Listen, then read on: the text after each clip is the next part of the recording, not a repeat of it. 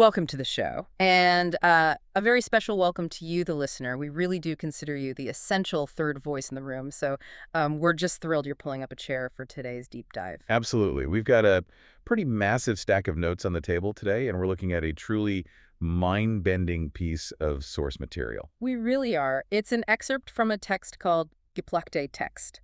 Specifically, we're diving deep into Chapter 6, which carries the rather ominous title, The Melting Point. It's a heavy title, but honestly, it's incredibly fitting. If you've been following the broader arguments of this text, you know the previous chapters were all about external architecture. Right, like the mechanics of society. Exactly. Legal codes, media filters, economic engines. But Chapter 6 is a total pivot. The lens flips completely inward. We stop looking at the machine and we start looking at the human being trapped inside of it. Okay, let's unpack this. We are moving from these massive abstract systems to ask a profoundly intimate question. Which is, what does it actually feel like to be a biological creature living inside this modern socioeconomic engine? Yeah, what is happening to your physical body when you're lying awake at 3 a.m. because you can't pay your bills? And I want to speak directly to you, the listener, for a second here. Please do. If you have ever felt this persistent, low-grade sense of dread, this nagging feeling that something is fundamentally wrong with you because you just can't seem to keep up with the demands of modern life, well, this deep dive is going to reveal exactly where that feeling comes from. And we'll give you the spoiler alert right now. The source of that feeling is not you. It is not you. That really is the anchor of this entire chapter. Yeah. To understand why you feel that overwhelming exhaustion, we have to start with the biological reality that we almost always ignore. Which is that we are ancient hardware. Precisely. You are a biological organism. You were shaped by hundreds of thousands of years of evolution to thrive in incredibly specific conditions. Your biology expects you to live in a small, tight-knit community. It expects you to share resources, to know your neighbors deeply, and to work in distinct natural seasons. Bursts of intense effort, followed by long periods of rest and recovery. So our nervous systems are wired for a world of craft, storytelling around a fire, deep connection to the land. But that is obviously not the world we live in today. Not even close. And that is the core clash. The overarching system we live in now, what the source refers to as the engine, simply does not care about your ancient hardware. It doesn't care about your nervous system at all. No, there's a violent friction between what your body requires to function and what modern systemic architecture demands of you on a daily basis. And to explain how this breaks us down, the text brings in the work of neuroendocrinologist Robert Sapolsky. Sapolsky is a legend in the study of stress. But how does his work connect to this idea of the socioeconomic engine? Like, what is the specific biological cost we are paying here? What's fascinating here is the distinction Sapolsky makes between how nature designed our stress response and how modern financial life completely abuses it. Okay, break that down for us. Think of your body's stress response like the emergency brake on a car. In nature, stress is an acute mechanism. A predator appears, your body floods with adrenaline and cortisol. You pull that emergency brake to survive. Exactly. You fight or you run. But crucially, once the threat is gone, you recover.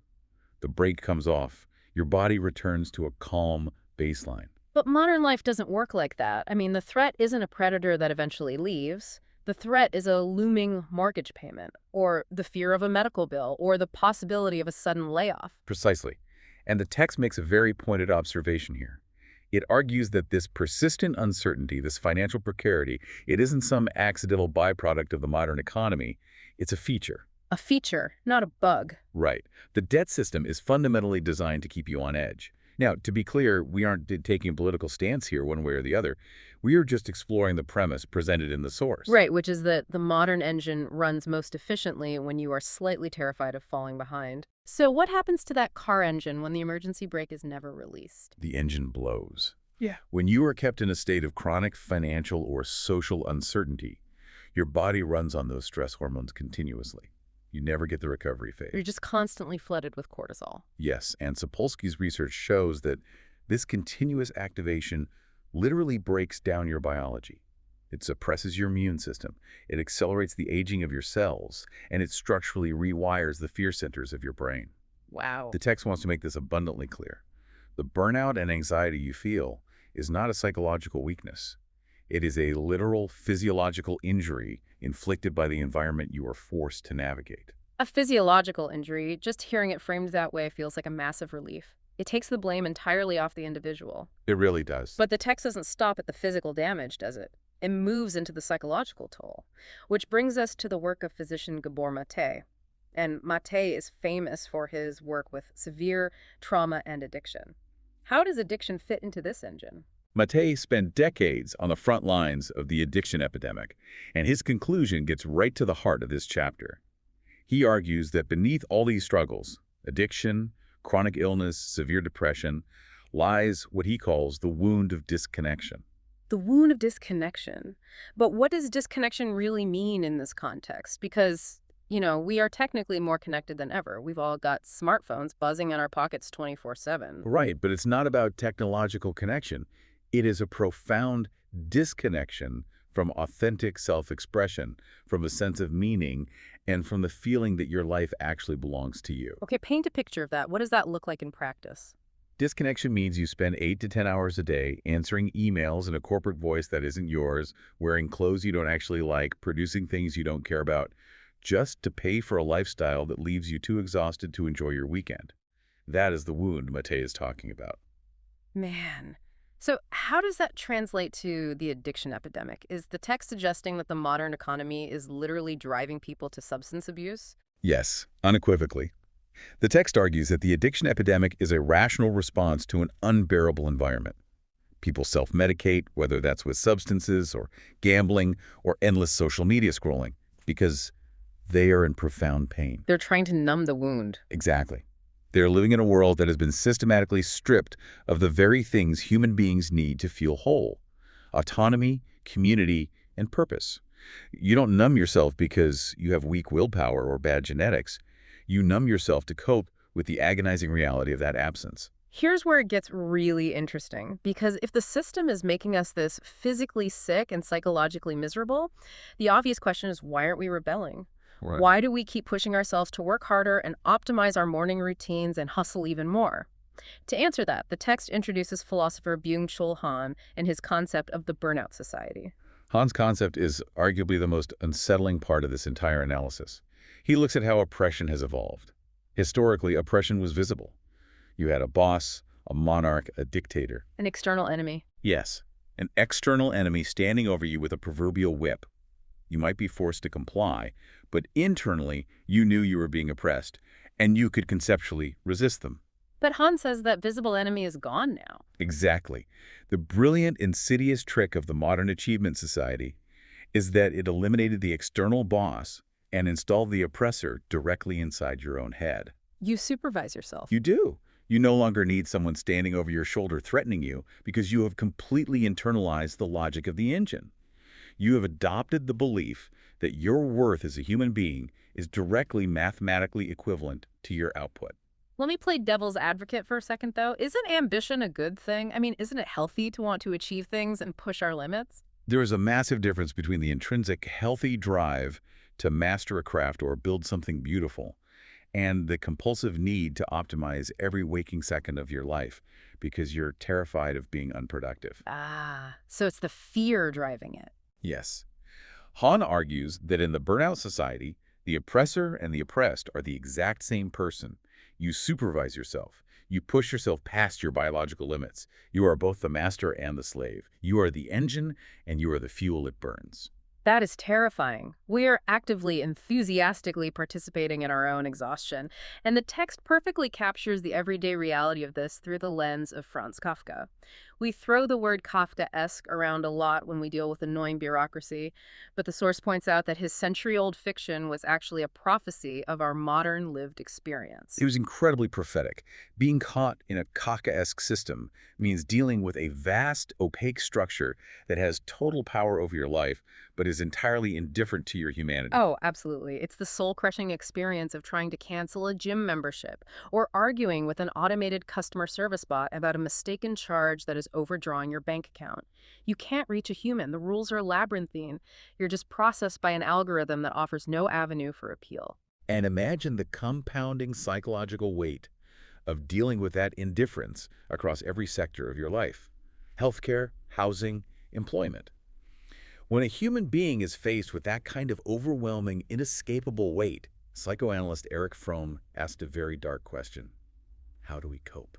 And Fromm's answer is pretty bleak. He says we don't escape into freedom. We escape away from it. Right. What does that mean exactly? Escaping away from freedom. It means the psychological burden of remaining fully awake, aware, and responsible in a system this complex and punishing is just too high. So people retreat.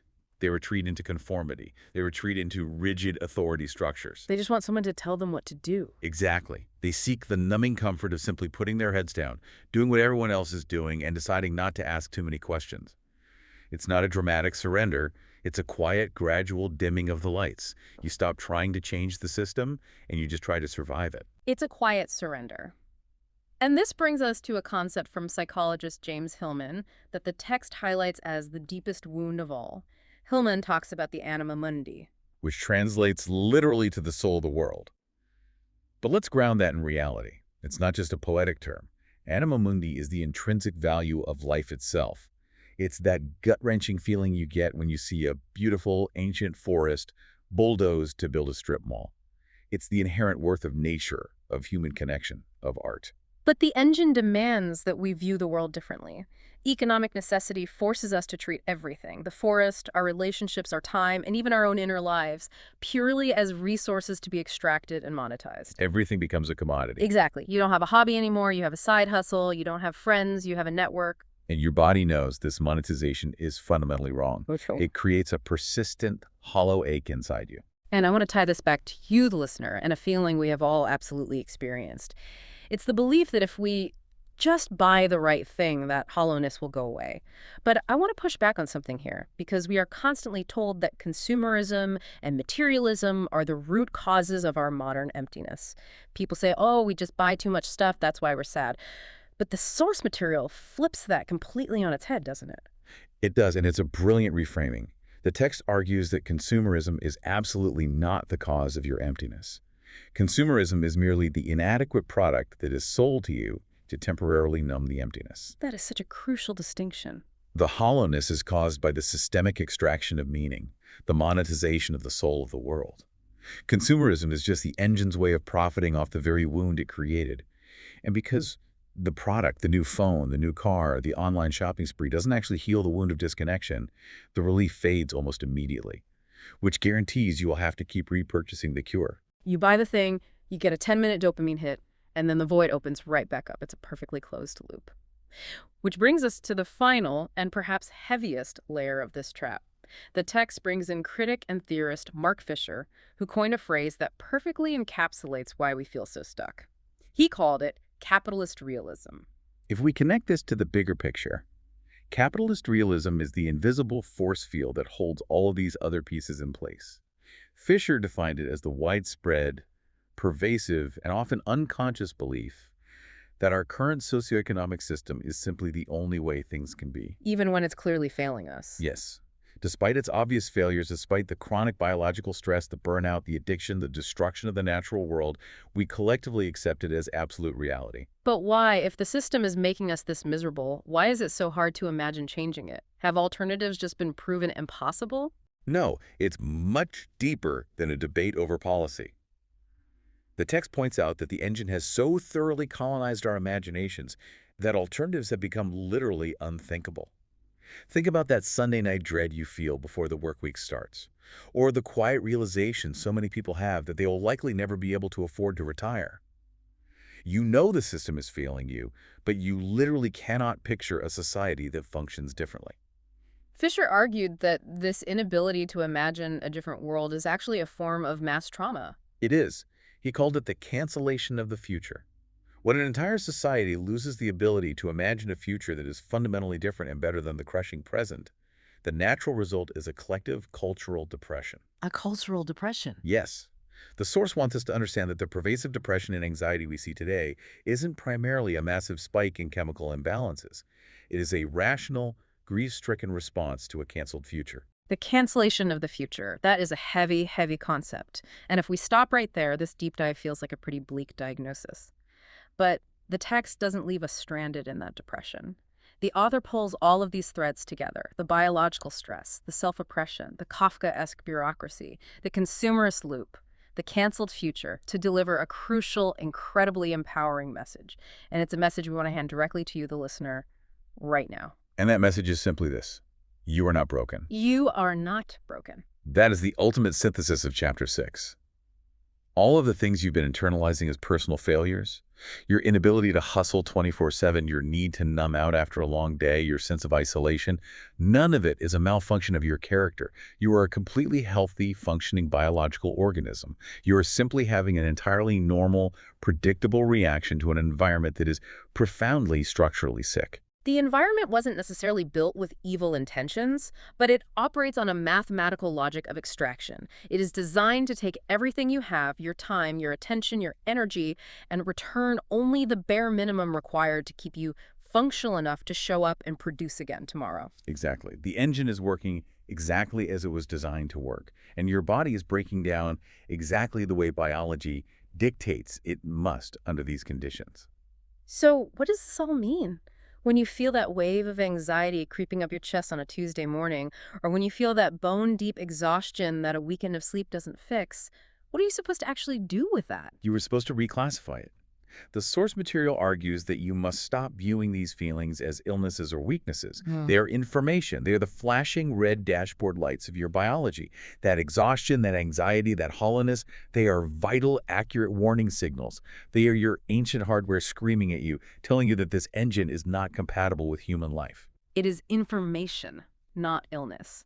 That completely shifts the paradigm. Instead of feeling ashamed of our burnout, we should be listening to it. And as we mentioned at the top of the show, this is only Chapter 6.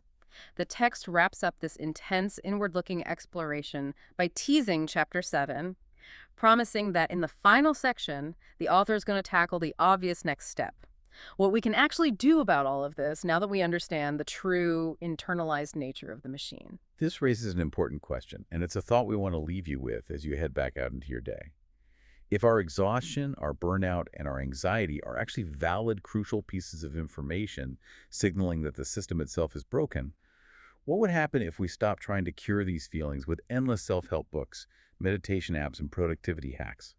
What if, instead of viewing your burnout as a personal failure that needs to be fixed so you can get back to being a productive gear in the machine, you started treating it as your most rebellious visionary asset? What if that bone-deep exhaustion is actually a built-in biological compass pointing the way toward an entirely new way of living?